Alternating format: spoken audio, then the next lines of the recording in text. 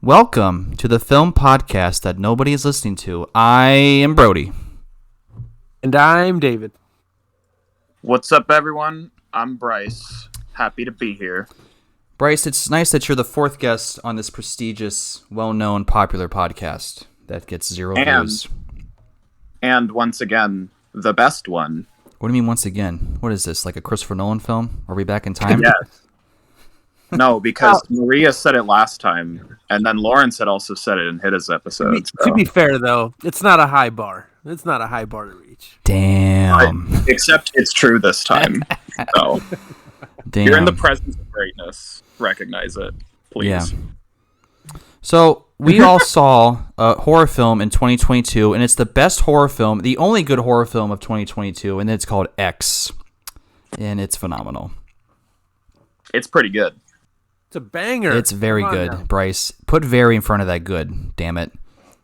It's pretty good.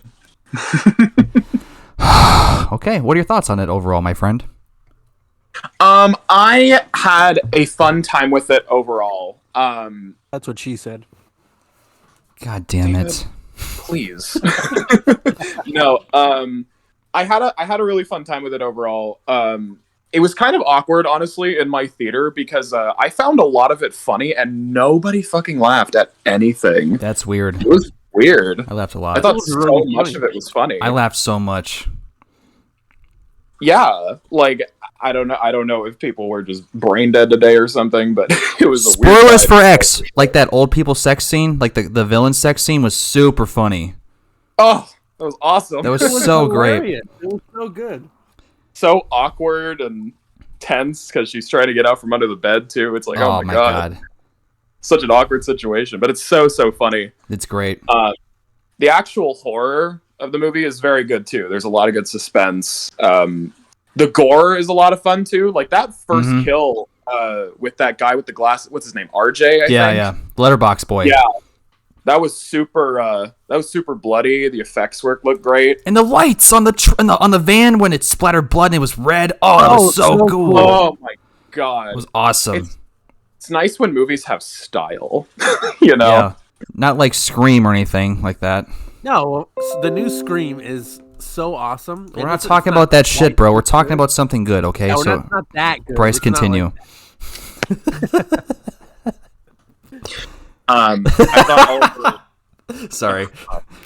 I thought all of the performances were great. Mia Goth was a standout.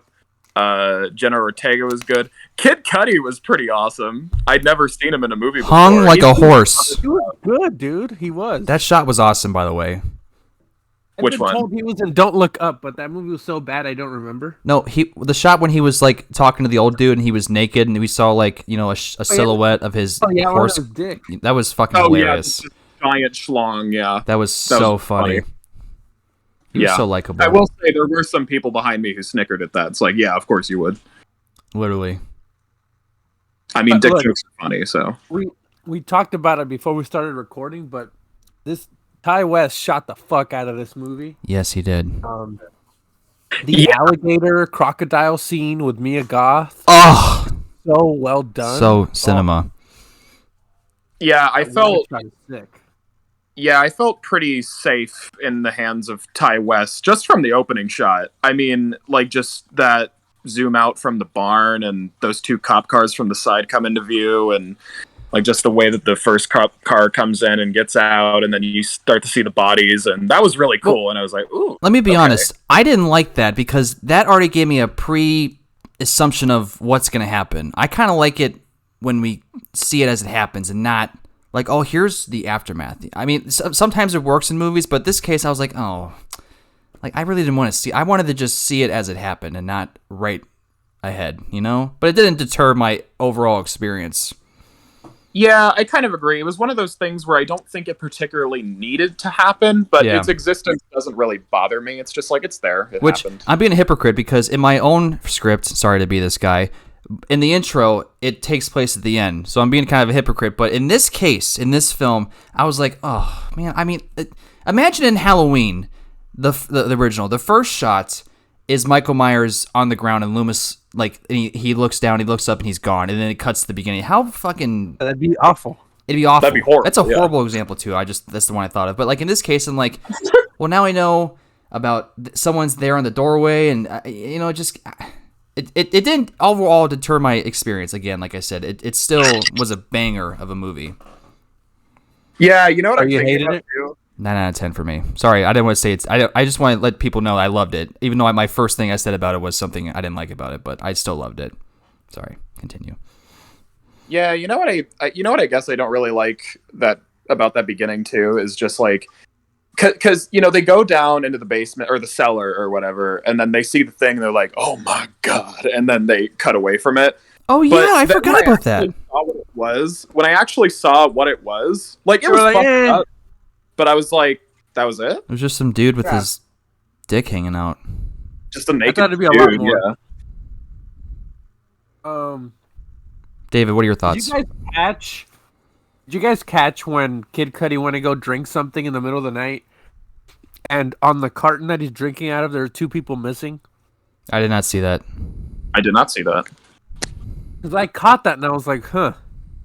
Like I wonder if I assume that every frame, because it's so delicately done. Mm-hmm. I was like, okay, so these people are missing, and it's because of these old people. By the way, spoilers for this film. If I haven't said it before, spoilers. We're gonna talk. Well, if you're listening to this without having seen the movie, you're a fucking moron. First of all, I mean, Come yeah, on now. yeah.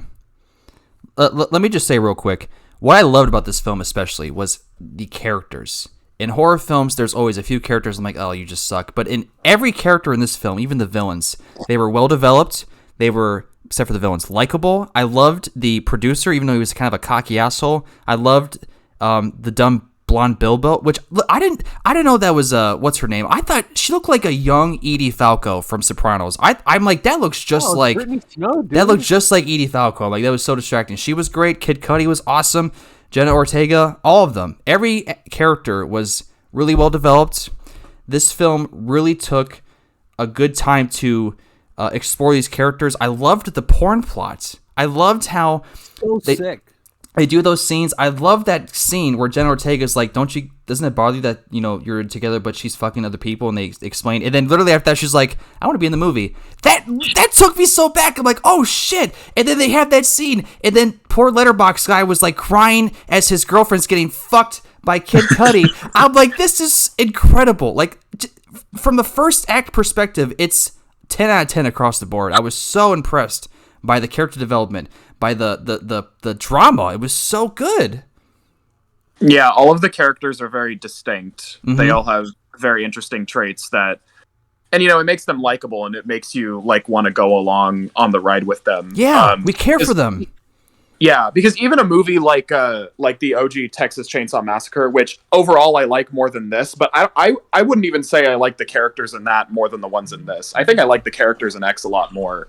That's probably the one issue I have with the original Texas Chainsaw. The characters suck. They're really likable, except for the main girl. Really, I like both of the girls. What's her name again? It's exactly. I don't really know what her fucking name is. I like the villains because they're actually interesting in that original film.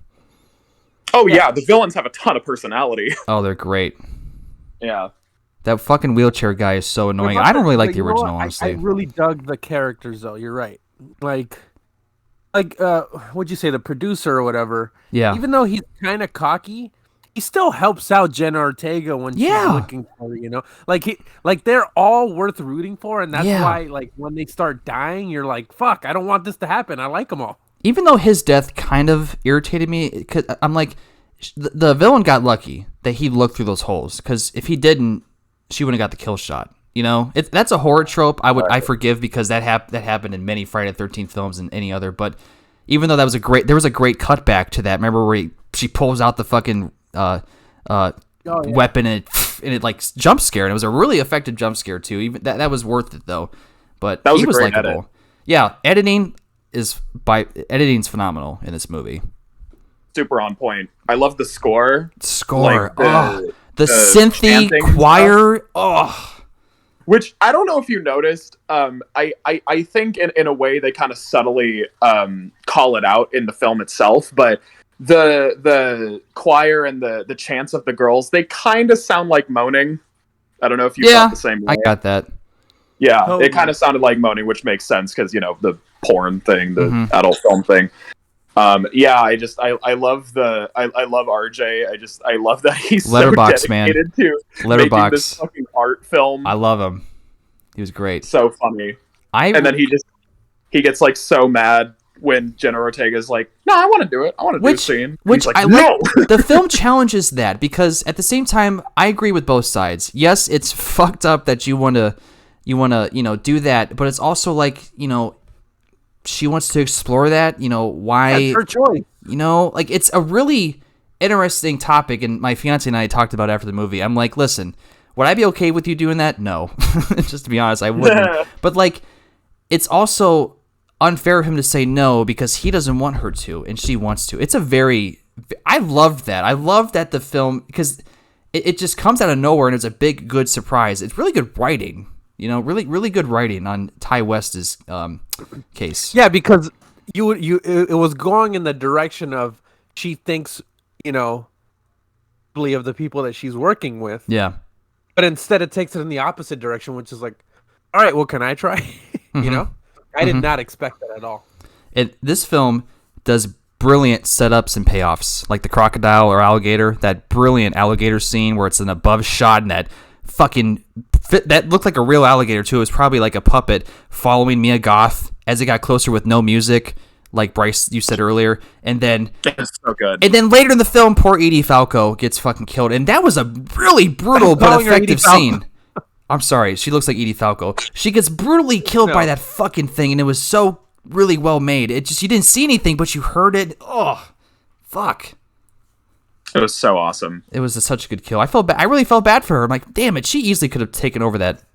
But again, it goes back to all the characters are redeemable and likable. She literally went to go help out the old. You're right. They're all good characters. It's not like they didn't make the classic like, oh, we're in a horror movie, so we're gonna make all these stupid ass choices type of deal, Though there is one. There is actually two. The first one. The only one where it's like glaring is as soon as they got there and realized that, hey, the old man is pointing a gun, like, you know what, let's get the fuck out of here. That's really the only horrible choice. There's that, and there's two more. One, Kid Cudi sees the bug in the water, and it's like, that's kind of weird. Then he sees the old man, and he just forgets about that. I mean, do you think he would have ran after seeing, like, that's kind of weird that a fucking buggy is in the water? Like, I don't why think is he would that have ran. I think he would have been like, what the fuck is going on? And he didn't. Yeah. Like, and then Jenna Ortega gets out of the basement, and she's like, fuck you, I don't trust you. And then she gets killed. I'm like, why wouldn't you stay with her? She let you out. What do you mean it's just like, yeah, that was horrible. You're right. That one too. That was horrible. But besides that, for a horror movie, only two minor nitpick mistakes is not bad at all.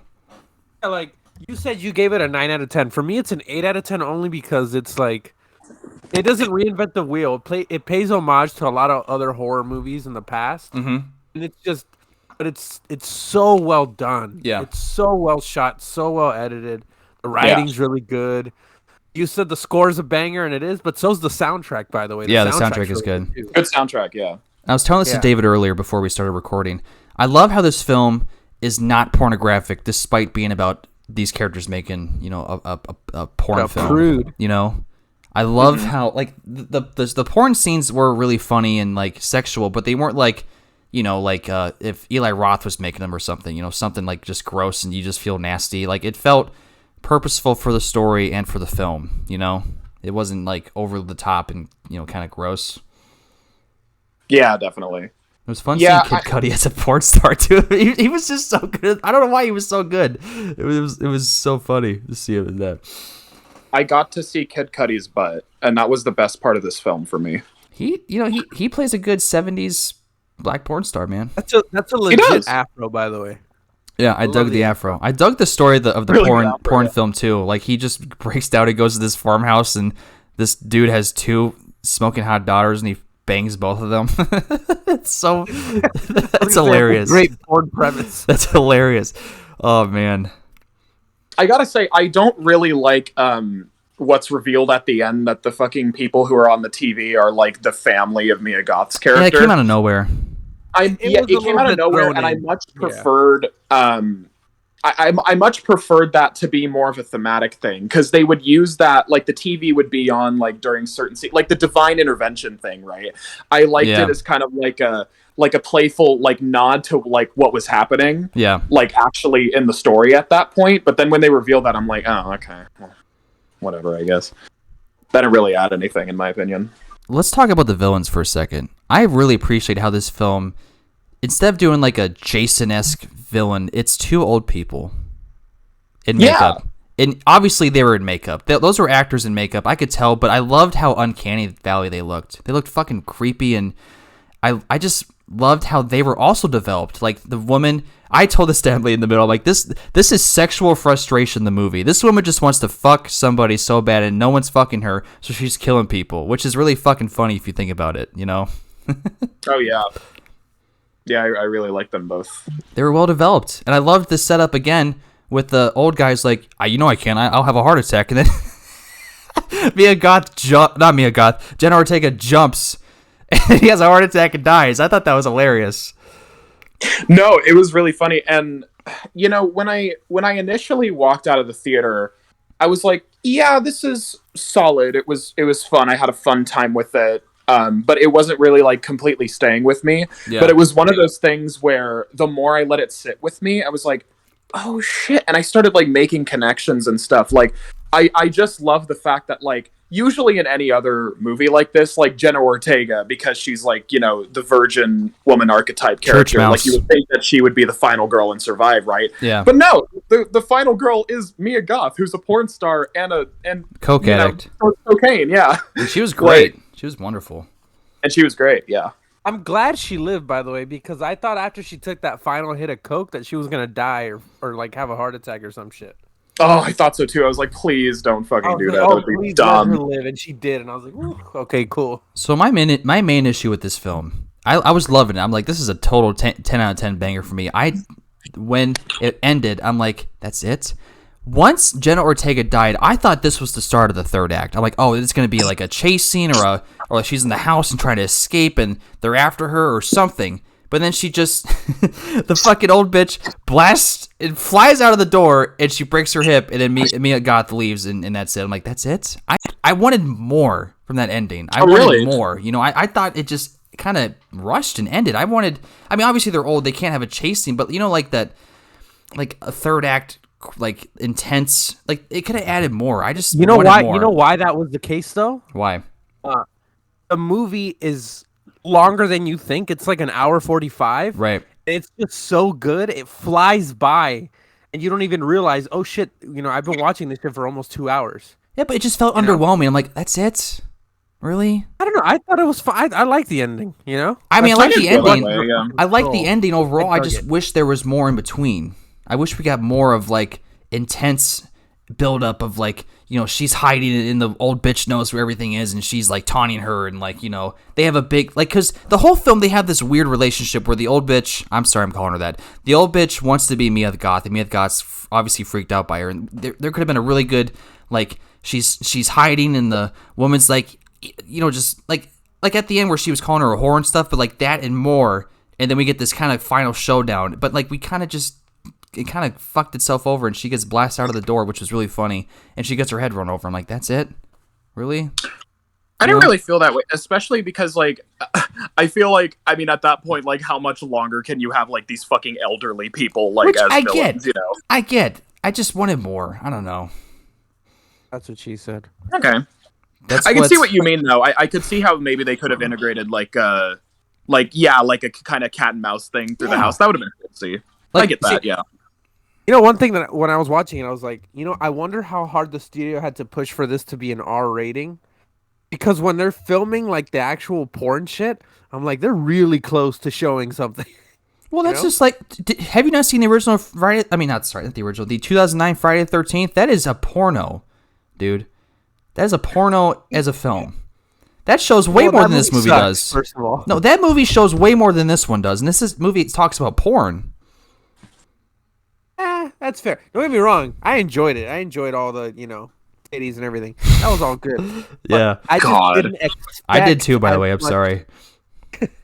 I just didn't expect to see as much as we did. I was like, oh, I thought they were just gonna like show it kind of from the outside, but no, they were showing it like real kind of close up. There was a wide shot of Mia Goth completely naked at the lake. I'm like, oh shit. I mean, it was blurry, but like, I'm like, that's pushing it right there. But they did they showed her topless anyway, so it's not like you weren't not seeing. And her riding Kid Cudi, like a clear view of her. I was just like, whoa.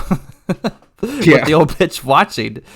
Oh, did you guys see on Twitter? People were like, I saw a tweet where someone was like, "Oh, I saw this movie, and the one person I wanted to see naked wasn't." In terms of Jenna Ortega, I'm like, isn't she like fucking 18 or something? That's just super weird to say that. Super weird. Yeah, it's a bit. What they did in the film was just enough. That she said, "I want to be in the film." They had that little scene where she's like on top of him, and that's it. Like that's all. And with the RJ character like crying, like that's all you had to see. You don't have to see anything else. She's like what, 18, right? She's young. Yeah, she's like 19. That's weird, man. She's 19, yeah. She looks 16, so that's really creepy. Yeah. Yeah, that's just weird. And plus, she's playing Wednesday Addams in Tim Burton's Addams Family show on Netflix that's coming out, which is a really good casting choice, I must say. Yeah, that is a good choice. Yeah, that's good. She's the best part of Scream, except for Dewey, and that movie sucks. Anyway, yeah, that was everything weird. about that movie is good. I thought she was awful in Scream, honestly. I thought the main girl was awful. I'm sorry. She was not convincing. She was bad, too. She was horrible. No, she was good. horrible. Come I'm on, Billy Loomis's daughter. The whole movie. I'm like, we get she it. Was so good. No, she wasn't. The villain sucked. sucked. And most importantly, she was really, really hot. Courtney Cox's Botox was so awful. My God. I hated that movie to my core. I'm not watching Scream 6. I'm not going to fucking do that. I don't care. Why? Because I don't want to waste time. I'd rather do anything else than watch that movie.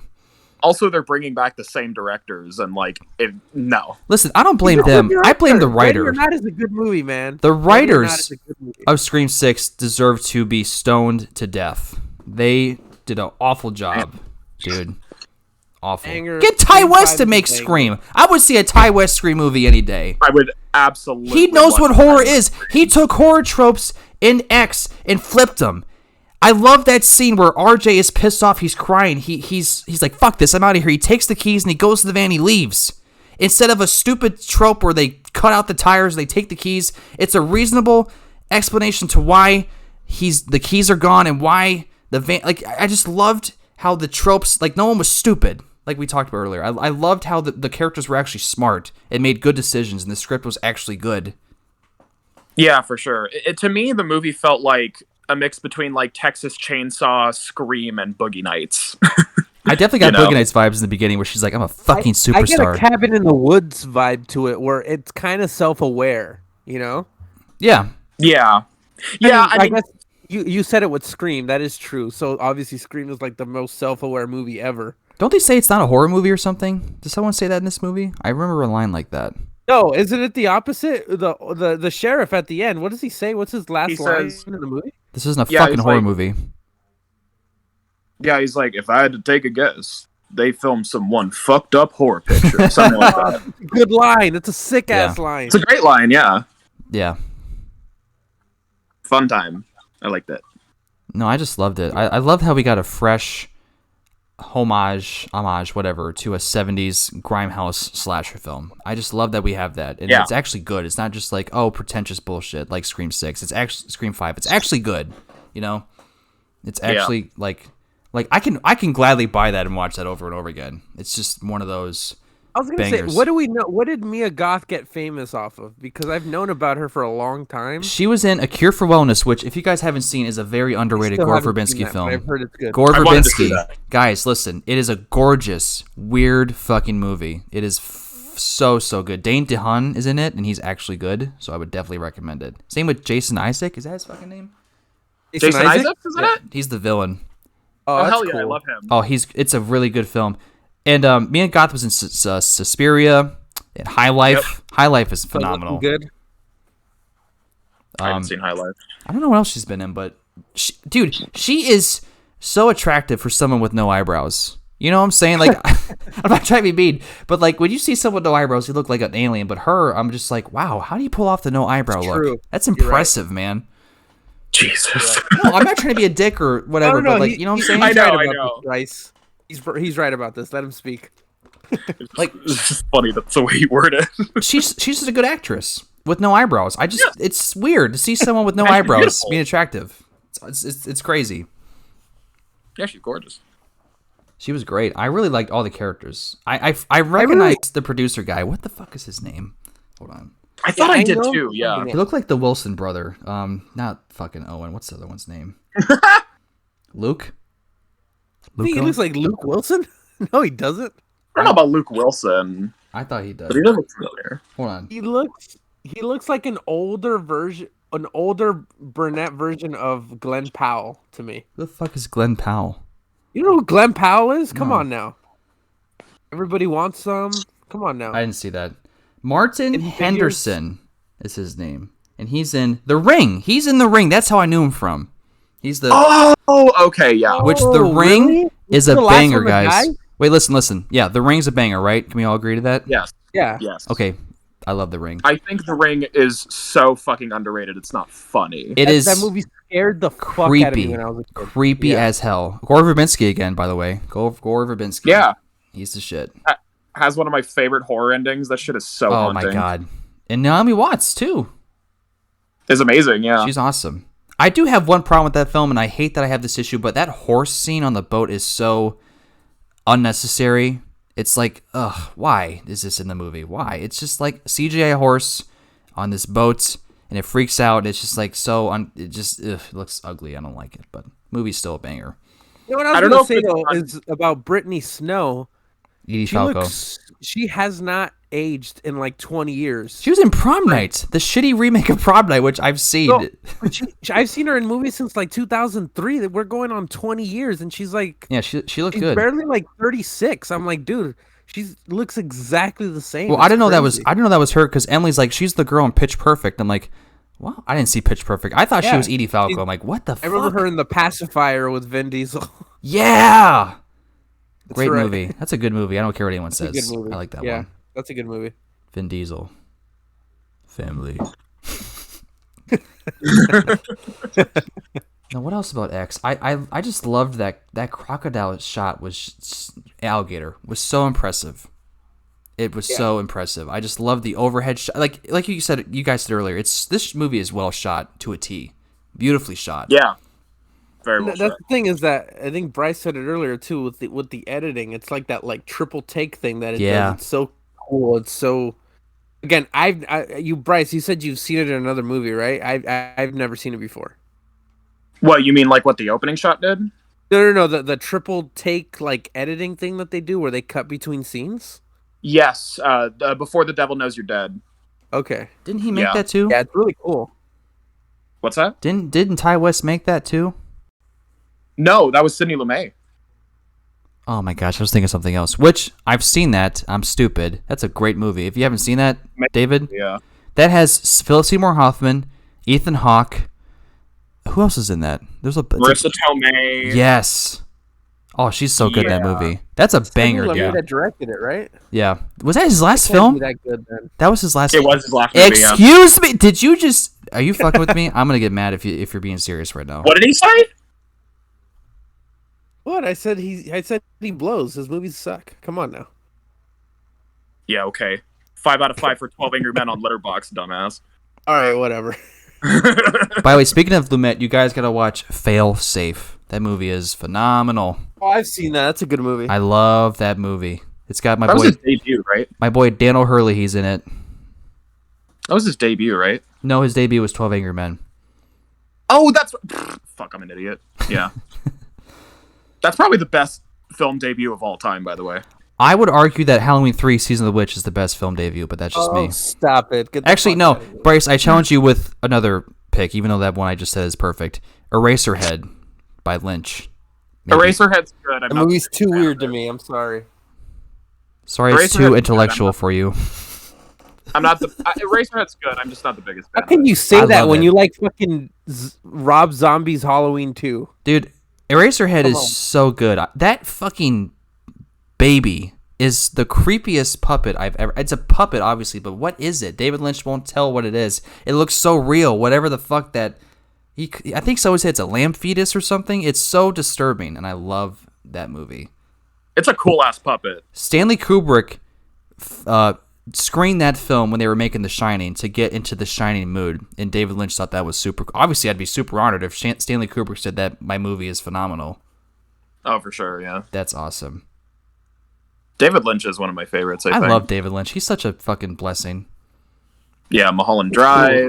Lost Highway. I need to see Lost Highway. Lost Highway has his best scene, dude.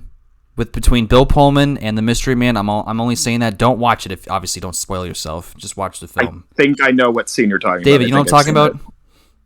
I only watch good movies. I'm at your house. Don't you remember? Oh, I don't want to say anymore. That movie's phenomenal. Plus, Bill Pullman is the man.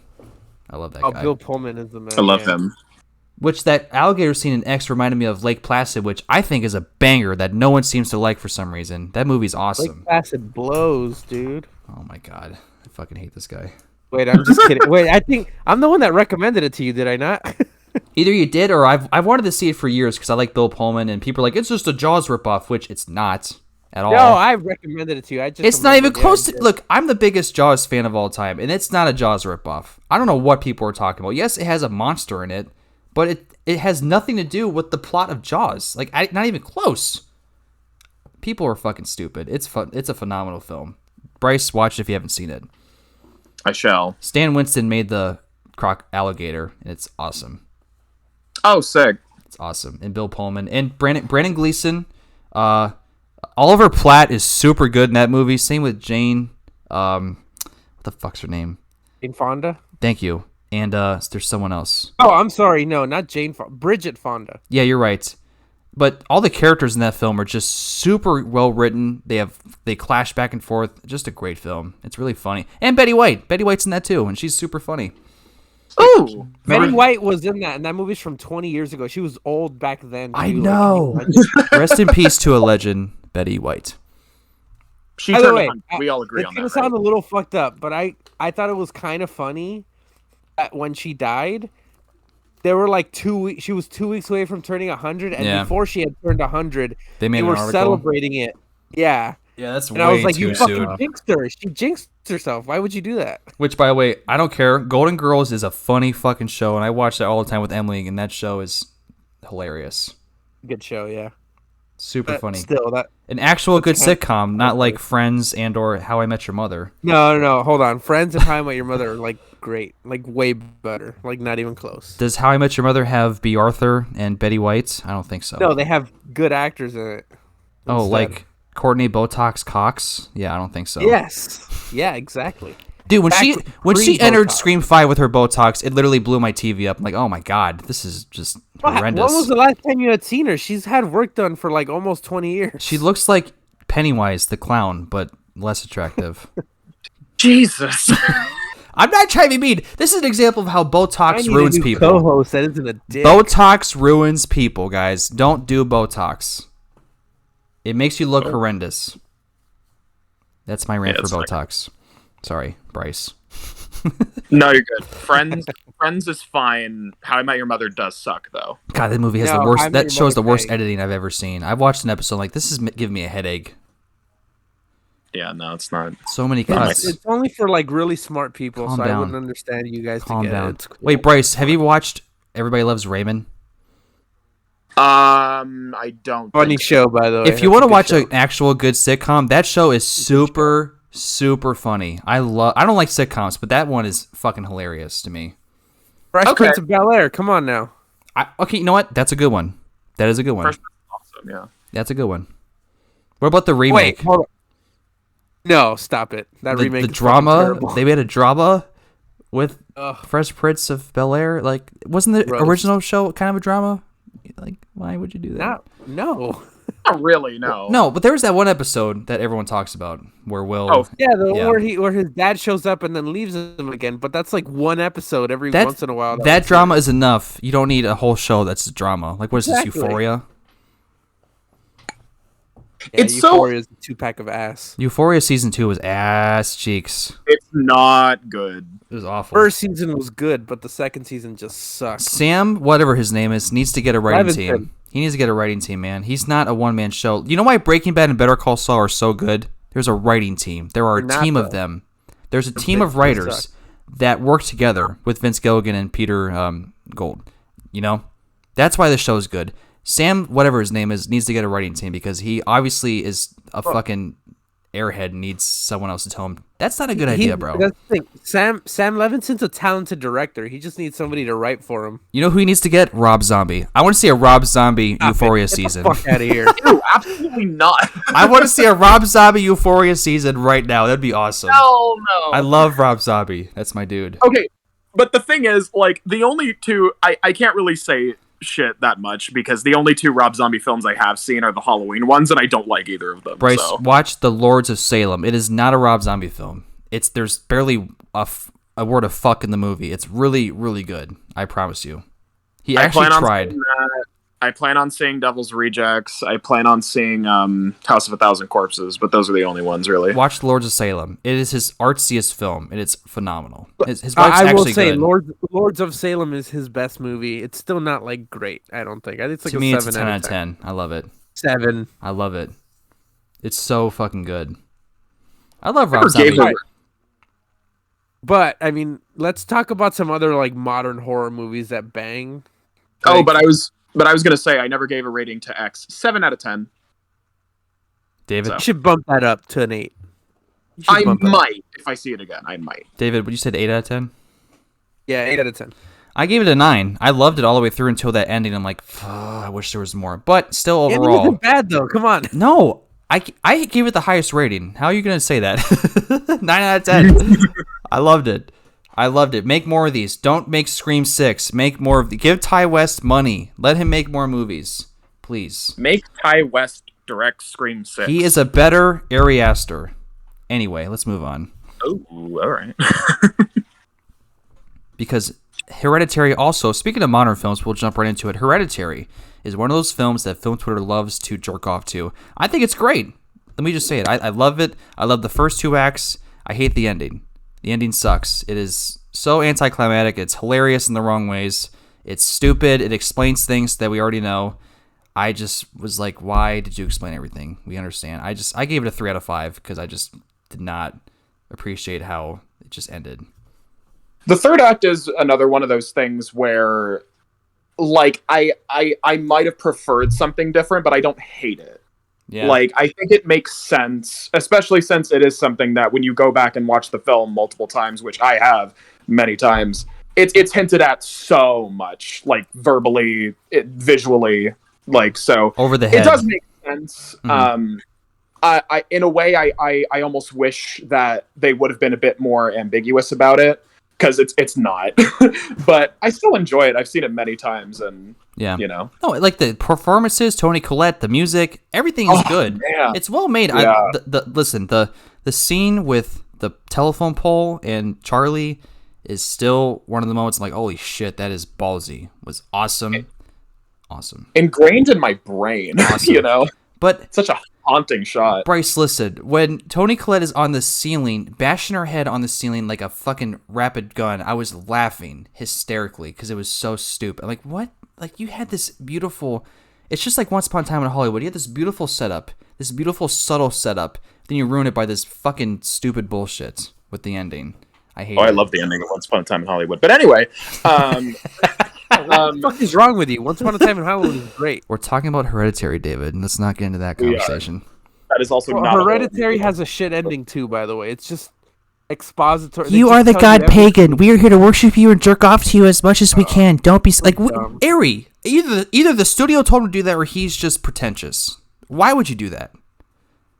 Imagine. I don't know if he just assumed that the audience was too dumb to figure it out. Imagine in the Lighthouse, Robert Pattinson's his eyes are gouged out, and at the end he says, "Hey guys, this is what happens when you," and he just explains everything. Like, you know, it just was why.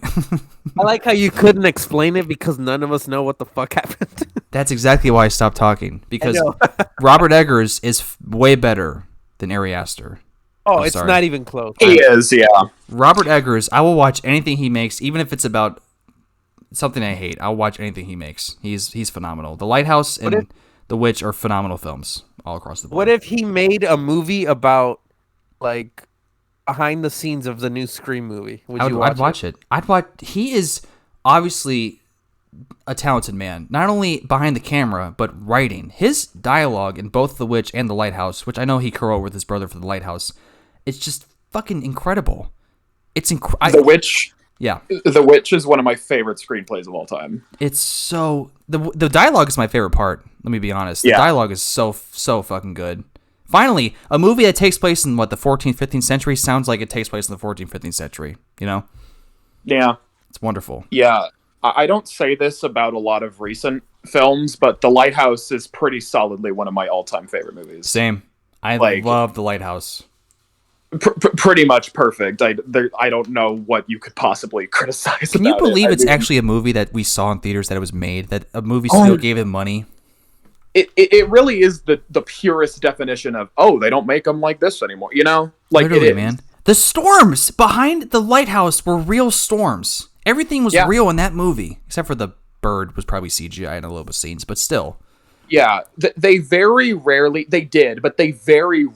used like wind machines or rain. Stuff. That was a real storm.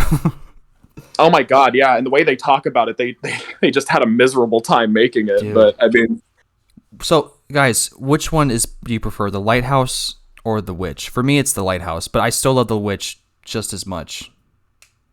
Yeah, I love both to death, but I prefer The Lighthouse. David? I prefer The Witch, but it's literally like The Witch is like a 10 out of 10 to me, and The Lighthouse is like a 9.5. What is your one problem with The Lighthouse that deters it from a 10? It's not even a problem I have, is that I still don't completely understand what the fuck I'm watching, and that's not a bad thing. But it's still like I need to see it a few more times. I've only seen it twice. I had to watch it a couple more times. The light of the lighthouse is clearly God, and Willem Dafoe loves jerking off to it all the time. Yeah, he is so good. Willem Dafoe is so good, that movie, man. He is so good. Oh, he's amazing. Same with Pattinson. Yeah, I mean, I don't know. I love going back to movies that make me feel like I'm in like a guessing game. You know, like I love a movie that makes me like want to figure out what the fuck is going on. Like that's why I love going back to The Thing so much. Because there's just so much ambiguity, and like I love like going back to individual scenes and being like, okay, so you're here, but where were you the scene before? You know, like I love that shit. The Thing, I think, is the best horror film ever made. Not my favorite. I mean, it's one of my favorites, but like in terms of best made horror films, The Thing overall, by far. I think it's my second favorite. I think it's The Shining for me, and then The Thing. The Shining is a great choice. You're actually on point tonight, David. So I congratulate you. The Shining is excellent. I usually am. Well, also, I mean, I guess it's more thriller than horror, but Silence of the Lambs right there too. I would consider it horror. I don't know why people say it's not horror. It has horror elements, so it's not. I mean, it's a thriller more, but it still has horror in it. So like, it's not horror. Yeah, at all. I would say though that those are the 3 greatest horror movies of all time. Add Halloween 3 in, you're in that too. If I had to do a top 3, Shining would be third. The Thing would be second, and then my favorite is probably the remake of Funny Games. Bryce, don't give me. I don't want to talk about that. I know. I watched the Lawrence episode. I heard you. Oh, okay. I don't have to repeat myself. I'm sorry. Yeah. Oh no. I say that jokingly. No. I know it's okay. But yeah, The Thing for me is the best. My favorite's Halloween 3: Season of the Witch. Which, by the way, guys, I am very excited to tell you this. I get a chance to meet the director, Tommy Lee Wallace, next weekend at Horror Hound in Cincinnati. I'm going with my fiance. Nice! He is supposed to be there. They announced him. He's going to be same with Tom Atkins and Dick Warlock and Matthew Lillard, which is kind of cool. So I'm going to meet Tom. I'm hoping to meet him. I don't want to say I'm going to. I don't want to jinx myself. I'm hoping to meet Tommy Lee Wallace and tell him that he's the man and get his autograph in a picture. You should ask him about the original It, because I know he directed that too. Did he? Yeah. Yeah, he did. Which, hot take, I'm just being a fanboy. I like the original It a little better than the new It's. Let me just say, hold on. The first part of It, 2017 or whatever it was, is great. It's probably the best made It movie. The second movie sucks complete balls. That movie I completely agree. Is complete ass cheeks to the core. Yeah. Awful in every way. I'm sorry. I like the first one, but the original It with Tim Curry, by the way, Tim Curry is amazing. Great actor. Amazing. Here's a fun fact for you. So Roger Rabbit, one of my favorite films, he auditioned to play the villain, Judge Doom. He was so scary. They said, bro, this is a kid's movie. No, you're too terrifying, which would have been awesome, even though Christopher Lloyd was great. Tim Curry's the man. He's awesome. Yeah. I'm not really a fan of the It miniseries, the old one. I get it. It's a product of its time. It was a TV movie. It obviously had limited budget. It's just, yeah, and the performances suck. And, like, especially in the first episode, there's so little Tim Curry. I kind of like the second episode more, even though I think the adult plot line of it in general is the worst part of it. But, yeah, I like the second episode more because, first of all, the adults were better actors. And they actually had more Pennywise. So I was like, oh, cool. I get to see more Pennywise. But, yeah. Well, let's go back to the modern horrors of 2010. So I want to ask you guys, what is your favorite horror film of 2010? I'll start with mine. My favorite horror film of the 2010s is Possum 2018. That is a phenomenal movie. That's all I'll say.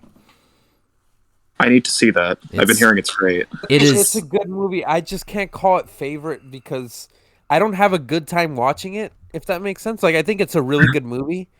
That movie is so dour and it's such a fucking bummer to watch. Listen, like, Bryce, I'll tell you the plot, a simplistic thing of the plot. The plot is about a fucked up dude is trying to get rid of a puppet, a creepy puppet. That's all I'll say. It has Sean Harris, and he's fucking phenomenal. It is so good. I cannot explain to you. It's on Prime, so watch it. I can recommend it enough. Trying to get rid of a puppet. Is it a James Wan film? No, it's Matthew Holness. He's not really as big, but he should be. His direction in that film is top tier. I love Possum. But that's my pick. What are your guys' pick or favorites of 2010s horror film? Mine, yeah, The Lighthouse. Okay, phenomenal pick. David? Yeah, I mean, I think I'd probably go with a movie I have already talked about before, which is the remake of Fright Night. Yes! I love that movie. I love that you love that movie, by the way. Yeah. Here's the thing, and I think you and I talked about it before. I like that you and I, our two favorite horror movies are probably ones that nobody else would pick as their favorite horror movie. Like, why do you like that one? Like, you like the third Halloween film with no Michael Myers? What are you, a fucking weirdo? Like, yes. And it's like, oh, you like Fright Night? Not the original, though? The remake you like more than the original? Like, yeah, I fucking love the remake. The remake is great. Love Colin Farrell. Colin Farrell makes that movie for me. He's great he's in so everything. Everything. Batman. Oh, yeah. He's so good in Batman. I wanted to bring up a movie that's popular on film Twitter that I particularly don't like, and that's called Midsommar. Ari Aster's second debut. I mentioned that as one of my favorites. It is as advertised mid as fuck. It is Midsommar to a T. I'm sorry, I did not enjoy it. I know Bryce agrees with us. Bryce, Bryce, just go first because obviously you enjoy it more than us. Well, it's funny. I actually don't like the theatrical version that much, and I used to. But then I watched the extended cut, and I absolutely adore the extended cut. And ever since I've seen the extended cut, the more I've thought about the theatrical version, I'm like, wow, that was a lot more ass than I originally thought. And I don't even think the original cut is that bad either, but it's just nowhere near as good. Yeah, the extended goes a lot more both into the actual culture, the cult itself, like their inner workings of it. They show a bit more of their like fucked up rituals and shit like that. Kind of explain like their roots a bit more. There's a lot more time dedicated to the relationship between Christian and Danny. There's a great argument scene that takes place at night, surprisingly, because that whole movie is during the daytime. But yeah, I love that a lot more. It's like 3 hours, but it's paced so much better. And yeah, I mean, it's Ari Aster, so it's incredibly well directed, very well shot. It is. Love the performances. Florence Pugh's great. Mm-hmm. Yeah. So I don't know. I fuck with it a lot. I'm glad. My problem is I just rather watch The Wicker Man. And the thing is with the beginning is my favorite part, the first act, that really haunting beginning. There is a glaring issue. Her sister commits suicide, which is horrible, and kills her parents. However, you mean to tell me she shoves a pipe that's coming out with exhaust down her throat and tapes it shut and just lets that happen? Like because the human body sometimes doesn't allow things like that to happen. There's no way she just let that fucking happen. That is so ridiculous. When they show her fucking dead corpse, that is the most over-the-top, stupid thing I was like, really? Just... I know it was for shock value, dude. You thought she shoved it down her throat? I thought she just taped the opening of it to her mouth. Yeah, but look, I don't. It just was goofy. Well said, Brodey. It was goofy. It was way too goofy for me. It's like, really? It's just put it on the ground. You suffocated. I mean, is it any more shock value than the Charlie's head in Hereditary? No, that was actually good. And here's the thing. Ari Aster clearly likes The Wicker Man, which is a way better film in every way because Christopher Lee. I knew the ending was going to happen before the movie started because I saw the trailer like, this is just like The Wicker Man, it seems like. And of course the ending happens where he's in a bear suit and he burns to death and then she smiles and I'm like, really? It was just The Wicker Man. Yeah, that might be the thing because I haven't seen The Wicker Man. So I'm sorry to spoil it. I didn't mean to. No, I feel like most people know that ending. Well, by the way, it's really good. The Wicker Man's phenomenal, dude. Christopher Lee. Yeah. Christopher Lee, that's his best performance, I would say. He is so he did that movie for free because he loved the script so much, and you can tell he loves it. You're forgetting his performance as Count Dooku in the prequels. Oh, you're right. How could I forget Count Dooku in Star Wars: The Prequels, episodes 2 and 3? I'm sorry. More like Count Dookie, am I right? I don't know. Midsummer for me, I didn't care about the characters. I thought, I don't know, it was okay. I just thought it was fine. In the director's cut, I watched it. I'm like, this is the longest 3 hours I've ever seen in a movie, ever. It was because the thing I will say about Ari Aster is that, like, as much as I love both of those movies, I think I'm hoping that he will eventually find his own voice, specifically through story. Because, right. I mean, yeah, Midsummer, obviously, like, so many, like, Wicker Man, homage or just straight up ripoff, it seems like. But, I mean, yeah, Hereditary also very obviously, like, Rosemary's Baby and Don't Look Now, you know? Well, I haven't seen either of those. I'm not going to watch Rosemary's Baby because, what's his name? Is a fucking Roman Polanski. He's a predator piece of shit. I'm not gonna watch it. I don't care. I'm not gonna watch it. I don't want to watch it. You have to watch it. Watch it after he's dead, so he doesn't get any money. I watched Chinatown like a few months ago, and I'm just like, I just couldn't get into it because I was just thinking this guy is a fucking piece of shit. That's a whole different topic. That movie is so fucking phenomenal. I didn't like it. Yeah, it is. I definitely think my mindset of this is a Polanski film ruined it for me. I just couldn't get into it. Which is why I don't want to watch Rosemary's Baby. Yeah, Chinatown grew on me a lot. Yeah, when I first saw it, I thought it was fine, but I wasn't really into it. Which is one ironic. of those things where, like, I kept thinking about it, so I was like, oh, okay. So I've gone back to it a few times, and now I love it. Well, because The Pianist, I watched that, and that's actually a good movie, and it's really fucked up and sad and horror. I'm not going to watch it again for those reasons because there were some scenes I'm like, man, I can't even fathom watching that again in a good way. But I don't, fuck that guy.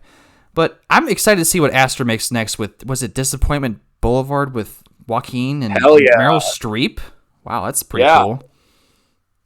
That's going to be fire, I think. Joaquin only does good things, so hopefully this is a good thing because Ari Aster right now for me is a 1 out of 2. Right. What are the other directors in the horror game? Like Jordan Peele. Jordan Peele, you beat me to it. Well, here's the thing about Jordan Peele is that I'll hear from people who are like, he's my favorite director. I'm like, he's directed 2 movies. Come on now. But his 2 films, I don't like Us, okay? Yeah, but I don't like Us either. Us is still well made. Yeah, oh, totally. That's the thing, though, is that, like, the first half of Us is really good. The first act is phenomenal. The first act is so good. And it only starts to not be good basically after the family shows up. They show up in the middle of the night. Yeah. That's when it starts to be shit. He needed another draft, maybe someone to come in and help him because when he explains things at the end, I'm like, dude, you're making things worse because it's way more confusing. So you mean to tell me that everyone has a clone in this basement thing and they're all walking in this one hallway doing what we're doing in one hallway? How does that work? And then it was very confusing in a not good way. He just needed another draft or 2. And you know how much of a fucking horror classic it would have become if he just never explained that shit? Either never explain it or like make it more of like a magical realism type thing. Yeah. You know? Yeah. Like something, like the Lighthouse or like Titan or something, where it's subtle. Very clearly like not literal. You know? Just don't explain it. Yeah. Yeah. Like in Halloween 3, Cochran has robots, and he's like, "Yeah, I have robots, and they're cool," and that's it. Like, and he has Stonehenge, and he doesn't explain how he got it. It's just like, okay, cool. Like, you don't have to explain things all the time. Just fucking say you did something, and that's it, or just don't explain it at all. And that was his case. He explained way too much in the ending. Yeah. But Get Out is awesome. Get Out is phenomenal. Phenomenal. Yeah. I love Get Out. Yeah. Even though I wish. I'm sorry, what were you going to say? I just said I'm excited for Nope. Oh, Nope looks really awesome. Good. I wish in Get Out that he did the alternative ending where Daniel Kaluuya gets, I'm sorry I pronounced his name wrong, he gets arrested. Like, listen, that would have been fucked up, but it would have drove the point home with what he was saying about how, unfortunately, African Americans get treated poorly and how they're the ones to blame in the end no matter what. Like, it would have really drove that point home really well. I disagree because apparently that was supposed to be the original ending, and it tested really poorly with audiences. First of all, test audiences suck. Let's just agree with that. They fucking suck. They don't know what they're talking about. That's fair, but I like the ending the way it is. I do too. I like the ending we get, but I like downer endings. I'm a pessimist. I like to see the heroes lose. I would have preferred, like, man, that would have just sucked. He went through all that, conquered, and still lost because, unfortunately, police don't like black people. You know, I mean, that sounds horrible, but I'm serious. Like, it would have really drove the point home. That is true, although, I don't know, I still feel some sadness in the ending that we have. Oh, yeah. Like, I mean, yes, it's happy because he does get rescued, but also, like, once the music again starts playing at the end, I'm like, shit, but it's not really, like, the music is so good. The music is so good. Jordan Peele, though. Great in Us, too. It's just not as good a movie. Dude, with that intro with the rabbits, that, like, choir, it's so good. It's so good. That part where they're, like, walking on the beach and there's that shot above them and the fucking music there, like, that's insane. It's so cool. Yeah, I think Peele, I'll watch anything he makes. Like, Nope I think it's an alien film because we see kind of glimpses of, like, these alien things, like those alien stuffed animals or something. It looks fucking cool. Yeah, because I had seen X earlier today, and the Nope trailer played before, and I noticed there's a shot, and I've seen the trailer so many times, but I noticed there's a shot where, like, I think it's like Steven Yeun, and he's behind, like, some fence or something, and behind the fence there's, like, this weirdly shaped figure walking towards him. I'm like, that's not human. Yeah. So I kind of like how we're having Ari Aster, Robert Eggers, and Jordan Peele. They're all making their films in the same years. All their films so far have been released in the same years. Like this year, we're getting The Northman, which, fuck me, that looks dope. We're getting Disappointment Boulevard. I don't know if that's technically horror, but that looks like a sick-ass movie. We know we know Robert Eggers can direct the fuck out of a film, whether it's horror or not. So I'm excited to see a Viking revenge film with that stacked cast. Let's go. Alexander Skarsgård, Willem Dafoe, Nicole Kidman, Jesus, Bjork, Ethan Hawke. Yes. Wait. By the way, real quick, Robert Eggers' Nosferatu was recently greenlit. I saw on Twitter. Oh, I can't fucking wait. Let's fucking go. Have you seen the poster? It's amazing. I actually have not. I'm gonna look it up right now. I'm very excited for that. It's so fucking creepy. If there's anyone to remake a classic, it's him. Look at the poster, dude. Right, hold on. It's terrifying. And it's got what's her face in it too. Nosferatu. Anya?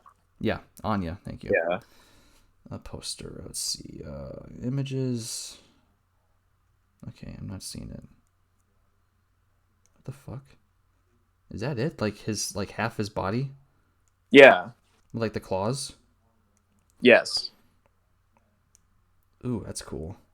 Oh man, fuck yeah. I'm which, by the way, have you guys seen what's it called? It's got Willem Dafoe as Olaf, where he plays Nosferatu, and what the fuck is his name? Oh yeah. You're talking what's it called? It's like Shadow of the Vampire. Yes, Shadow of the Vampire. Shadow of the Vampire. Yeah. That's a good movie. It's a really Dafoe good movie. got an Oscar nom for playing. His name's Olaf, right? No, Max Schreck. Jesus Christ. He plays Max Schreck, who is actually a vampire. It's such a good film. That's cool. It's great. He's really good, and that's a great. Who the fuck else is in that? What's his name? John Malkovich. He's in it too. He's awesome. Oh, nice. Yeah, that's a great. Came out in 2000. By the way, if we're still talking about modern horror directors from this generation, obviously I feel like James Wan counts for the last one. James Wan is a man of talents. Oh, he's great. But like his boy Lee Whannell is now trying to take his mantle because he's been great. I didn't see the other film he made with the action film. What's it called? Upgrade. I didn't see Upgrade's that, good. which I want to. Upgrade's really good. Listen, I appreciate what he did with Invisible Man. I just didn't like it. I really didn't dig it. Why didn't you like him? Is Invisible Man so good? Come on now. It's not bad. It's not like a horrible film. It's just like I prefer the James Whale. Fuck, I cannot think of names tonight. What is his fucking name? Hold on. Who played James? The James you're Whale talking film. about the original. Yeah, the old James Whale film with what's his name? I can't think of it. Claude Rains, with Claude fucking Rains as a mad, insane Invisible Man. I love that original, and the new one is good. I like the actress who I can't think of her name because I'm blanking tonight for some reason. I liked the suit. Elizabeth Moss. Yes, she was good. I don't know. It's 3 out of 5 for me overall. Let's shout out Mike Flanagan, who's also a really good horror director. I need to see Doctor Sleep. I haven't seen it yet. Doctor Sleep's good. Oculus is really good. I like Oculus. I love Hush. Hush is really fun. Hush is great. Yeah. I didn't see his shows though. His Netflix like Bly Manor shows and all those are like really good too. Emily watched his recent. No, she watched his first horror show, whatever the fuck it's called. They all sound the same to me, and I'm like, I didn't watch it because I don't prefer horror shows. Did she like it? Yeah, she liked it. I think he's a good director. Oculus, I feel like is super underrated. I really Oculus think is great. That ending really got me. Creepy. Yeah, totally. A haunted mirror. It sounds like a Stephen King like B movie, but like it really I remember worked. seeing the trailers for it and being like, "Well, that's dumb. Just a haunted mirror." And then like I saw it and it blew me away. It was really good. Let me tell you guys an underrated horror film of the 2010s. It's called The Void, 2016. I thought we were talking about good ones. Shut up. Bryce, if you haven't seen The Void, it's a great John Carpenter 80s horror homage film. It's fucking awesome. It's got the best effect. It was made of like a shoestring budget, but the effects are insane. Dave, you gotta admit the effects are good. Come on, that monster I haven't scene. seen it. I'm totally kidding. But well, you should watch it. It kind of seems like a cheap film at first, but once you get to the nitty gritty, it's like, oh shit, this is awesome. It's a great movie.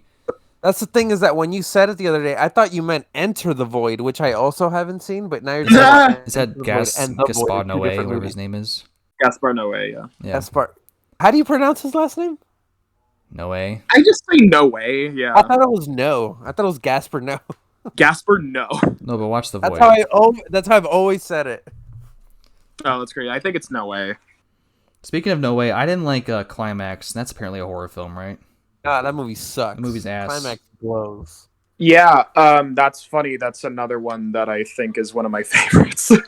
I knew it. I know you loved it. I don't know. I just think it's so fucked up and weird and artsy, and I don't know. I mess with it. I don't have any problem with the artsiness of it. There's like no plot. It's literally just people getting high for an hour and a half, and it's really uncomfortable. The dance scene's good. I like the dance sequence in the beginning. Yeah, that's cool. But like the rest of it, I'm like, I don't know. I love the filmmaking. There's so many good one take. I mean, the entire second half of the movie is literally one long take. It's like strung together, like multiple hard takes. 1-star movie for me. Jeez. I gave it 1 star too. There you go, bro. Oh, we actually agree on something. What the hell? Okay, I can keep you around as host. Wait, here's a really underrated horror film of the 2010s. Neon Demon. I know David doesn't like Refn, but I love Neon Demon. I like Neon Demon. I don't love it. It's like a 3 out of 5, but I love it. It's one of the ones I like more from Refn. That score is fucking banger. Banger, Neon Demon's great. I love Neon Demon. So fucked up. The scene Dude, with the body. Yes, dude, the bathtub scene. Oh my god, I'm like, holy shit. I was on my way to Horror Hound when I watched that on my phone, and David Lynch would hate me if I said that out loud. But I was like, holy shit, that was fucking crazy, man. And the score and the Redfern's a weird guy. I read up that he calls himself a pornographer because he shoots what he wants to see, which is really weird to say because his shit is kind of weird. Yeah, what is he, Dutch or something? Well, we all know how creepy the Dutch people are. So yeah, I think he's from Denmark. Well, he's European, so. Well, we all know how creepy Europeans are, so it's Yeah, not surprising. I'll eat my Big Mac over here.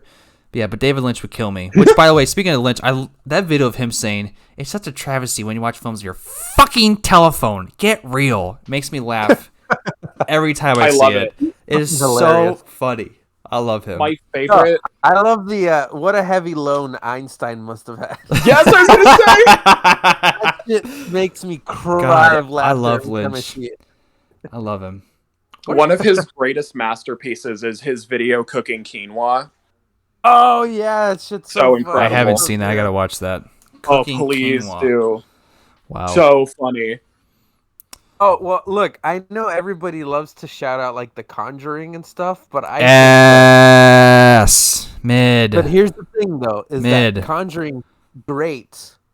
I think it's great, but I think Insidious is better. Listen, I agree. Listen, The Conjuring 1 tries, but the story is the basic bitch of haunted house movies. It's so boring. Conjuring 2 is better than Conjuring 1, Conjuring 2 is worse. That's even worse. It's boring. It's boring as fuck. No. Hold on. Conjuring 2, the only issue it has is that it's too fucking long. It's like 2.5 hours. Listen, if I need help sleeping, I turn that on and I fall asleep like a baby. I stole your joke. I don't care. It's too long of a movie, but it's really creepy. Conjuring 2's fire. I'm sorry. The Conjuring series is ass. I don't understand why it spawned like 8 films. Like, what's so interesting about The Conjuring? I like Villa Farmiga and what's his name? Patrick Wilson. He's awesome. Oh, Patrick Wilson. He's awesome. But Insidious is better. Honestly, Insidious is way better. I like all 4 Insidious movies. I think they're so fun. The third one is awesome. Love the energy. Oh, and that's the thing. I don't know if you know this, Brodey. Lee Winnell directed the third one. Yeah, I know. It's awesome. I love that story. I love Elise. I love... What is her fuck? Lynn Shay. I love her. She's awesome. I love that she's the face of that franchise, and she's an old woman. That's awesome to me. It's so crazy that a 70-plus-year-old woman is the face of a horror franchise. Which, fun fact, true. She is she's related to Bob Shay, who was the owner of of New Line Cinema, who made Nightmare on Elm Street. Yeah, and that's why she has, like, I think she's in the original. She's a teacher, yeah. Yeah, I remember that. What a fucking movie. Rest in peace, Wes Craven. Don't make Scream films if he's not the director, and he's dead, so don't make them. Well, unless you're the director of Ready or Not, who's also a really good director. No. Ready or Not's good. I will admit that. I like Ready or Not. I haven't seen Ready or Not, but... It actually is good. It has discounts Margot Robbie, but she's also really good. Samara Weaving? No, that's me. She's really good in the movie. She really is good. Also, totally off topic. I was talking to a girl at my job today who came in who looked just like Samara Weaving, and I got her number. So I deserve some praise for that, I think. Come on, give me some praise. Give me some love for that. Cool. Come on. Awesome. I just clapped for you. What do you mean? Good. Oh, is that what that was? What about you, Bryce? What'd you think it was? Wait, what do you mean, what about me? I mean, I didn't hear you clap or say, hey, good job, David, or anything. I said good for you. Oh, okay, I didn't hear you. Good lord. Hey, by the way, you got to tell your sister to follow me back. If you're listening to this, Bryce's sister, you should follow me back. I will not be showing her this episode, and I want you to do nothing with my sister, ever, So I'm gonna send this fucking episode to her, see what she thinks. Speaking of modern horror films of the 2010s, what are you guys' worst picks for horror films of that decade? Ooh, I didn't even think about that. I'm gonna look at Letterboxd. Actually, I fucking hated The Curse of La Llorona. I didn't even see that. Didn't even see that. It's just basic, like cheap jump scares. That's all it is. It's the movie, yeah. It's so forgettable that I can't put it on a list like that because it's just so forgettable. Yeah, Winchester is awful. Oh, that's awful. I don't even remember anything of that one either. I remember like one good jump scare in it, and that's it. I don't know if it counts, but the Snowman, the one with Michael Fassbender, was really bad. That had potential. I haven't seen it. Let's see here. I'm looking at my letterbox, which I love. I can do that. Spiral, ass. Escape Room, Spiral, ass. awful. Final Destination 4 is one of the worst films I have ever seen. By the way, counter to that, Final Destination 5 is underrated. I completely agree. I completely agree with you. Let me look Cult here. of Chucky. I love the Chucky series. I love it to death. But Cult of Chucky is grade A ass. Awful. Don't watch it. I haven't Grade seen. Well, A I've ass. seen Child's Play. That's a lie. I've seen Child's Play, but that's it. 2010s. What the fuck? Here we go. It Chapter 2 is bad. We said that. Yeah, but I don't think It Chapter 2 is like a 1 out of 10. You know what I mean? Like, I think No, it's the movies definitely that 1 we're out of talking 10. about are like horrible. No, you know? It Chapter, that ending, dude. He's a giant monster spider and he can easily crush them, but then they bully him to death. You're a fucking clown. You're a piece of shit. right. You're a little clown Right. with. It's like, what? Look, That's You're right, stupid. that ending is stupid, but it's not that awful either. It's It like is. a 2 out of 5. It's a bunch of 2.5. CGI bullshit with throw up and awful. Look, I like the grown up actors. No, that they all end up sucked besides playing. Bill Hader. I'm sorry. Bill Hader was the No, only good the one. other guy too was good. James McAvoy was awful. I'm sorry. He was not No, not convincing. James He McAvoy, wasn't the good. other one. Jessica Chastain was hot, and she was sort of good, so I'll give her that. Oh, I love what's her. that kid's name? The one who's in Sinister as a cop. I guess he was fine. Ben, he was I Ben's like him in character. I always I'm forget cons- his name. He's really funny. I'm considering anything I've given between a half star and a 1.5, and I gave It Chapter 2 a 1.5. So Oh, you guys see Oh, the that's better than turning? that. The turning. No wonder Hannah hasn't followed you back. The Turning is one of the worst films I've ever seen. I haven't seen it. That is a remake of The Innocents, which is a brilliant 1960 horror film. Old Oh. was fucking awful. Oh my gosh, Old was hilarious. How was that supposed to be taken seriously? I don't know how people like that movie. I can see why, but for me, I viewed it as a comedy because it was not scary at all. It was just really funny. And I'm sorry, Vicky Krieps, who was great in Phantom Thread, was not good in that at all. No one was good in that. No one was good at all. Everyone sucked. Alex Wolff. Another M. Night movie. I mean, I don't know if it's awful, but I didn't like The Visit. Yeah, that sucked. The Visit was whatever, I guess. I don't know. No, listen, dude. I'd take a 1.5 to me, so that's why it's. Alex it's on Wolff was the worst consider- part of Hereditary. His crying was so funny. He was not convincing at all. I did not believe a word he said. He is in some scenes and he isn't in others. I think awful. his crying is bad. But the scene in the car after Charlie gets her head off, Yeah. he's great there. I'm gonna quote 22 Jump Street. He looks like a 30-year-old 8th grader in that movie. I just can't fucking buy him as a teenager. You know what's funny? I don't know what you guys think. It's always really funny when the people who like look way younger than they really are get older, because then you can't tell whether there's like 17 or like 58. Like Frankie Muniz is in that. You know what I mean? Like there are certain people that are like, wow, like I can't tell how old this person is. Like Brittany Snow, Edie Falco. I didn't know who that was. I'm like, she looks like young Right, Edie Falco. but she looks good. She looked hot. Come on now. Dude, everyone in the movie was hot except for the old people. That's true. Which I didn't mention I'll before. give you that. Back to X. I loved how in the beginning the villains were kept in the shadows. We didn't get a good look at them at all. Like I couldn't really Yeah, get their that's great. features. I'm like, oh, that's so. Especially the old bitch. We couldn't get a clear look at them, even though they were obviously actors in makeup. Which I liked that was like that. They were so Out of uncanny curiosity, valley. though, I have a question. Is she credited as old bitch, or because you've called her that like 14 times in this episode? I said earlier, like, I'm sorry, I'm gonna call her old bitch because I don't know her name, or I don't know if I just call her old. I just called her the old bitch because she's a bitch, dude. Like, how you gonna want to fuck everyone the whole movie and then call Mia Goth a whore because she didn't kill her? You're a bitch, and she killed people, so she's an old bitch. I don't care. Fair. Fuck her. No, I don't want to fuck her because that's. I was gonna say I don't think you'd want to. Wait, that scene where she's in bed with Mia Goth was super creepy. By the way, Oh, that was terrifying, yeah. super effective. Man, what a good movie. Good movie. Yeah. Man. I wanted to shout out, have either of you seen It Comes at Night? Yes. Banger. Banger. Yep. By the way, Joel Edgerton is such an underrated actor. Speaking of him, Yeah. The Gift is a great film that he directed.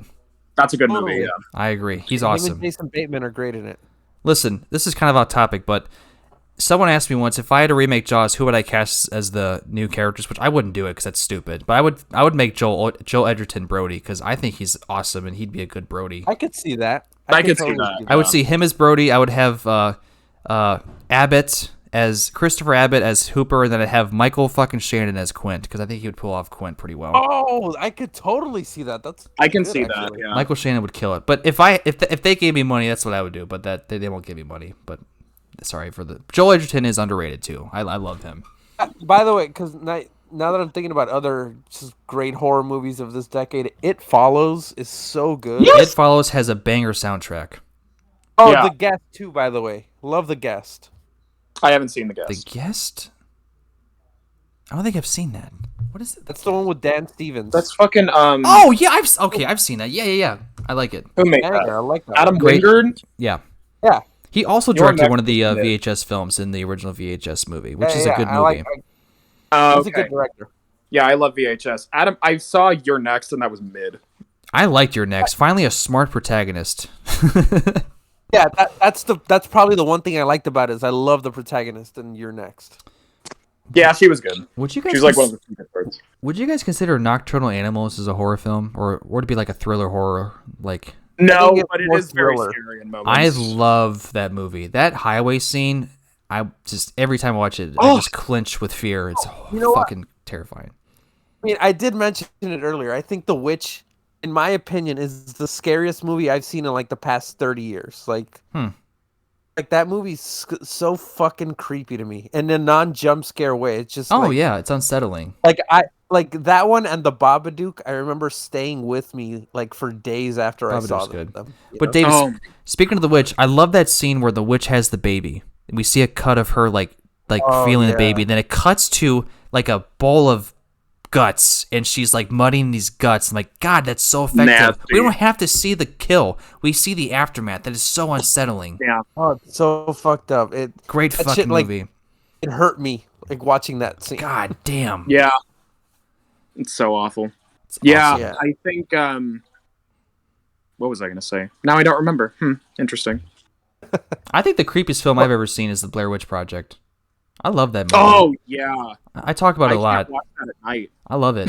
It is so unsettling, and it's low budget as fuck and found footage. It's amazing. What, do you guys like Sinister? That's another one more recent. That's Listen, really here's a good. quick story. I saw Sinister in theaters. Someone warned me about the lawnmower scene before I even saw it. When that scene that's happened, fucked up. I still was freaked the fuck out. I was so. I remember. I think I went on a date with somebody for that one, and I remember I was hiding from that scene. It was so scary. Amazing I do movie. not like really Sinister. good. Yeah, I love Sinister. Ethan Hawke, love that guy. I love the He's fact great. that Ethan Hawke. They had to convince him to do it because he doesn't like horror, and ever since then, he's done a fuck ton of horror. He's great. He's one of my favorite actors. Yeah, he's great. Love him. Ethan Hawke's great. The scares are great. The story is the most bottom of the barrel, straight to DVD horror story ever. Oh, completely. But it's elevated by the filmmaking and the score, and I love the music for those scenes he watches. Obviously, there's no music because it's fucking Super 8, but the music we hear is so creepy. Which, by the way, when I go to Horror Hound, someone sells a disc of the soundtrack of Sinister because the music is so fucking creepy. I love it. Did you guys see the Evil Dead remake? That also came I out, like, in love that 2013. film. I love So, that film. It's so great. It's better than the other arguably ones. Better than the original. I completely Evil Dead. agree. I completely agree. Yeah.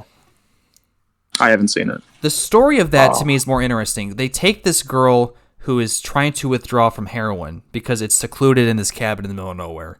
And I love what they did with the story. yeah, and the acting's good, and the ending is fucking crazy in the Sam Raimi way.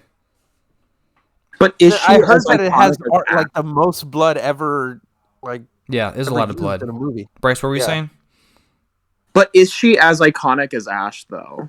Obviously Oh, no. not, but No, it's no. better still. Yeah, like I'd argue, obviously, Evil Dead 2 is like one of the greatest horror movies ever. But Horror this comedy. is like I would put this as far as the Scream franchise. I'm sorry, the Evil Dead franchise goes. I'd probably say the remake is the second best of Well- the four. Okay. Which is funny because the director of the new Evil Dead was a producer for the new Texas Chainsaw, and I don't know if he just didn't give a fuck or he just shit on the script. That movie was complete ass cheeks, and He didn't direct. And I every think that no, he produced it certainly- though. Producers and directors are still on the same page here. So that movie's ass. I fucking hate that movie. It sucks. You know, it's not often that I watch like a bad movie or like a recent bad movie and I get angry. That movie made me angry. That was so awful. Bryce, listen, you mean to tell me these millennial Gen Z fucking assholes bought a town in Texas 7 hours away from San Francisco, which they say in the film, that's how I know that, to turn it into this bougie millennial breakfast in bed hotspot for people to... Who the fuck is going to drive 7 hours to the middle of nowhere for a breakfast joint? Who? Dumb as shit. That is... Dumb as shit. You bought a town? How? And they get there, there's that asshole with the garage who who fixes his truck, and there's a fucking orphanage with obviously Leatherface there. And there's oh my gosh, a Confederate flag, and there's guns. In Texas? So stupid. Oh, yeah. What assholes. What do you mean? You're in Texas, in the middle of nowhere. And God. it wasn't even like funny bad. No. Although I will say that I did laugh once when the fucking girl, what's her name, Melody? I can't even believe I she was remember that name. horrible. She was the most annoying character of all time. Might be the worst horror character I've ever seen. Yeah, she's like standing at the bottom of the stairs, and then Leatherface comes up from upstairs, and he fucking yeets a wood board at her through the floor. That's the funniest thing ever. That was the greatest thing. And the bus scene was good, I'll give it that. But when they're at the gas station, and she's like, ugh, he has a gun. What's wrong with him? I'm like, you're in Texas. Texas is its own country. What do you fucking... what do you mean? You are in Texas. And the one... I hate that movie. I hated that experience. It was awful in every fucking way. Don't watch it, They treated David. Sally so disrespectfully. Oh my... Why? Bring her back. She would never go back. She wouldn't fucking be there. No. That was a blatant ripoff of Halloween 2018. Complete ripoff. Exactly. Complete ripoff. Exactly. Fuck that movie. So bad. I refer to it as bitch-ass Chainsaw Massacre. I love it. I will say, I don't know if it counts. I think it's a scary movie, though. Under the Skin is really good. Yeah. Ooh, yes. Awesome. Great movie. I love the intro with the eyeball being made and the score and the weird. The score in that film is... I love the scenes where she brings the guys in and they just sink down in the black abyss. Oh, it's so good. It's so well directed. It's wonderful. What a film. Terrifying imagery in that. Yeah, really. And Scarlett Johansson is actually good, and she's not playing an Asian or a tree, so good for her. It's true. She's actually good. Ugh. Yeah. That's a great one. Good pick. I forgot about that one, David. That's a good one. I had some more written down here. I wrote down Malignant. Do we all agree Malignant is great? Malignant is a banger. Fucking banger. Okay, good. Yeah. Dude, that police massacre scene where they throw the chair backwards and it hits them was cinema. I fucking loved that shit. And by the way, I don't even know that it's even a question anymore. The greatest horror twist of all time. Oh, it's amazing. Oh, with the back. Yeah, that was great. I loved it. So good. I never expected so mad scientisty, so fucking weird. I loved it. No, and the editing is so great because they show it on the screen and then they cut back to them and they're like, it's so funny. It's so fucking great. James Wan, man. He's awesome. I love it. Yeah, that whole third act, I just had such a visceral reaction to it. It's insane. Mm-hmm. Yeah. Love it. I wrote... Black Swan? Did we talk about Cabin in the Woods? Does Black Swan count?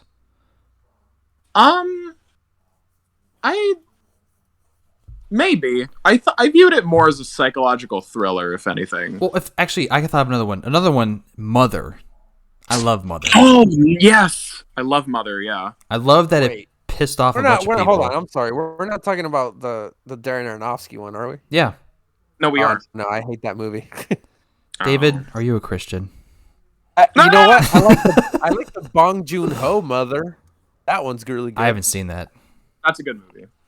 No, I love Mother because the ending is so awesome. The ending is just insanity, and I love everything about Mother. The Darren Aronofsky film. Bryce, you said Cabin in the Woods, right? I don't like that Cabin one. in the Woods is I'm great. sorry, I can't dig that one. I can't dig it. No, that's a good one. It was written by Joss Whedon. He's a piece of shit. And plus, I just don't like how it just wasn't funny. And I guess the ending was cool with the merman and all the monsters. That was cool, but I don't know, not my thing. I dug it. I will say it was a little overhyped because I remember when it came out, everybody was like, "You got to see this movie. It's so much more than what it looks like from the outside." And I saw it, and it was really good. But I was still like, "Eh." I expected more. It was good, but I don't know. I expected more. It's funny, like when the movie starts, you're like, "Wait, is this the movie?" Because it's like not at all like what they're in a facility or something. Who are these two old dudes? And it's a great subversion of expectations. I love it. Mm-hmm. It's Drew Goddard, right? Yeah. Oh, he made most recently he did the Bad Times at the El Royale. Yeah, I like that. I like that one too. I think I like that one a little bit more actually than Cabin in the Woods. I hate how people are like, "Oh, it's a Tarantino film." No, what the fuck? It's actually good. First of all, and no, it's not even close to being a Tarantino film. Okay. Why the fuck did they even relax? Why do they say that, man? Why? It's good, and I love that movie. It's great. Because Chris Hemsworth is actually good, for once. Okay, Brodey. I'm sorry, I'm just a big hater. I know. I wrote down Annihilation. Do you guys like Annihilation? Oh yeah. Yes. Yeah, I love it. The ending was super creepy. Oh my god, yeah. I don't know that it counts too, but if we're talking Alex Garland, Ex Machina is love fucking phenomenal. That movie. Great soundtrack. Great movie. I'm not the biggest fan of Ex Machina. I like Annihilation more. Yeah, it's fine. It didn't really do anything for me. And I thought it was very predictable. I saw the ending coming like halfway through. That's what she said. Wait, guys, okay. I want to shout out 2 horror films from the 2010s, 2 underrated gems. As Above, So Below, and The Chernobyl Diaries. I love those movies. I think they're phenomenal found footage movies, horror films. I have not seen Chernobyl Diaries. As Above, So Below is underrated. It's a good movie because they're in the catacombs, which is super creepy to me as it is, and they're like going through like little caverns, and it just fucking freaks me out. And I just love that setting, and it's so eerie. I don't know if you guys have seen it, but The Wailing is really fucking good. I did like that one. Yeah, I did like that one a lot. That's really a really good one. Really creepy. Really creepy. Yeah. I have to see more like foreign horror films because I really haven't seen much. Yeah, me too. Good Night, Mommy is another good foreign one. Oh, is that Dolan? Is it? Right? What's his name? Xavier Dolan? I know I'm saying it wrong. I don't think that's him, is it? No. Xavier Dolan did just Mommy. Yeah. That's what he said. Yeah. Just Mommy. No, I said Good Night, Mommy. Sorry. Mommy's a really good movie, though. Oh. Xavier Dolan, though, was in a banger of a movie. He was in It Chapter 2 in the very beginning. What? He was one of the... What? He was? Isn't he? Oh, the beginning of Chapter 2 where it's just like a random gay couple that's arguing and then just they get pushed over by a bunch of fucking homophobes and they get killed by Pennywise. Well, was that in the book? Is he?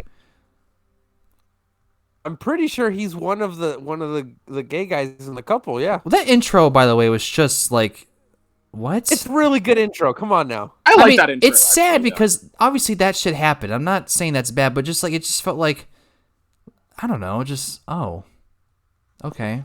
They get killed by Pennywise because homophobes, unfortunately, pushed them over a bridge. Still, though. Yeah. Good intro. It's a really creepy intro. I don't like that movie. I'm sorry. Into his chest or whatever. It's really creepy. Bill Skarsgård is a great Pennywise, but unfortunately he was just... Which, the best scene in that movie, by the way, is when that girl's underneath the bleachers. He has a fire or something. Yeah. It's not often that a horror movie has the balls to kill off kids on screen. Like Halloween 3, Season of the Witch. Okay. I will say, though, when the first movie, when I saw the first It Chapter 1 or whatever in theaters, and they fucking, like, the kid gets his arm bitten off. That was wonderful. I was like, what the fuck? They just killed this kid in the opening scene? Like, I did not love expect his voice. That. Hello, Georgie. We got some popcorn. Pop, pop, pop. It's just so good, man. Yeah, he's so good. He like drools and he laughs. I'm like, kid, obviously if you see this guy who's drooling and he's got some sharp teeth, I would not get a little close to him. Obviously he's a dumbass little 5-year-old, but I don't know. Yeah. We all float out here, Georgie. Here's what I want to mention, and I don't think either of you have seen it yet. I mean, it's not like out officially yet. But I just want to recommend it so you do see it because it's awesome. It's called We're All Going to the World's Fair. Have you heard of it? I have never heard of that. I've heard of it because you and Marie have talked about it a lot. Yeah, so it's basically about like this young girl. She's like a 14-year-old girl. Essentially, it's kind of a found footage movie. But like a lot of it is like on her like webcam and shit like that. So it's like through like a computer and shit. But basically, her character takes this internet challenge called the World's Fair Challenge, and basically like to initiate yourself, you have to do like some fucked up shit, and then like the point is that you start seeing changes in your body and stuff like that. And it's a really, really creepy kind of commentary about like just the loneliness of like Gen Z and like how the internet plays a role in that. It's like if a creepypasta were a movie, and it's really creepy. I love creepypastas. I listened to them a lot back in the day, by the way. Oh yeah, they used to terrify me. God. I remember the Mickey Mouse one creeped me out a lot. Oh yeah, Jeff the Killer. I don't know if it's horror. I guess it is. Raw is really good. Raw is really good. I thought it was 3 out of 5. Sorry. I mean, that's still a positive rating at least. I just couldn't dig the story. Raw is one of those movies. I also gave it a 3 out of 5, but it's one of those 3 out of 5s that I absolutely love. Like, I love Raw, but I think it's so flawed. Yeah. But it's the same director as Teton, and Teton's a lot better. Oh, really? I really want to see Teton because I heard she fucks a car, and I'm like, what? It's on Hulu. You should watch it. It's on Hulu. Okay. It is on Hulu, yeah. I have no excuse now. Have you guys heard of a horror film called Green Book?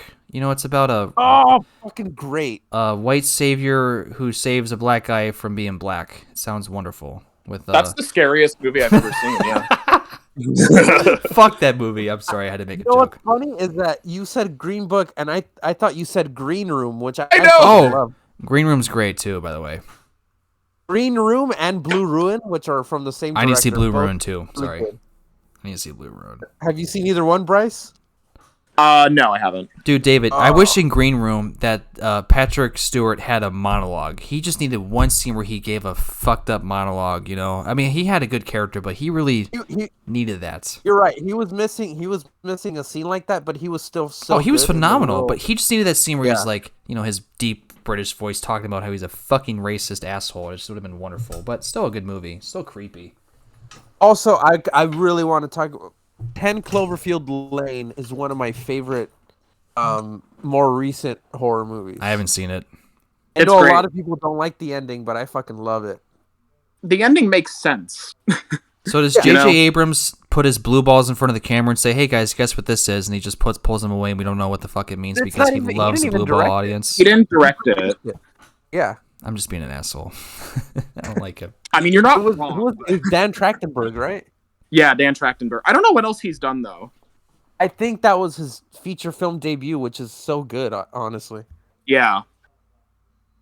I don't know if he's done anything. I think he has, but they weren't as like well received or something. They were like short films that he did that got him attention, and then he got that. Oh, okay. Yeah. Gotcha. Good movie, though. I love John Goodman in that one. He's great. I like him in everything. Yeah, he's great. Can I mention some horror comedies? Sure. Yeah. I love What We Do in the Shadows. Oh, so good. I totally forgot that. That's with Johnny Depp and it's Tim Burton. No. That's Dark Shadows. Oh, that's Dark Shadows. Oh, okay. No, What We Do in the Shadows is co-directed by Taika Waititi and Jermaine Clement from Flight the Jojo Rabbit guy. And they're both in it, too, by the way. Oh. Gotcha. Yeah. It is one of the funniest movies ever. But we're werewolves, not swearwolves. Yeah. Oh my god, I need to watch that. Directed by the Jojo Rabbit guy. Jojo Rabbit's one of the good. best movies of 2019. Yeah. Ugh, no, it's like Disney. Just gross. Stop it. It's like Disney hard on. I hate it. World War II. Stop it. I don't like it. Sorry. Hey guys, look, there's shoes, and then look at the end. There's shoes again. That means she's dead. Cinema. That's come on. stupid. How can You're acting like that wasn't subtly communicated. It was very unsubtle. I'm sorry. You're tripping. It's so subtle. No, they it's could not. have made it so over the top, and they didn't.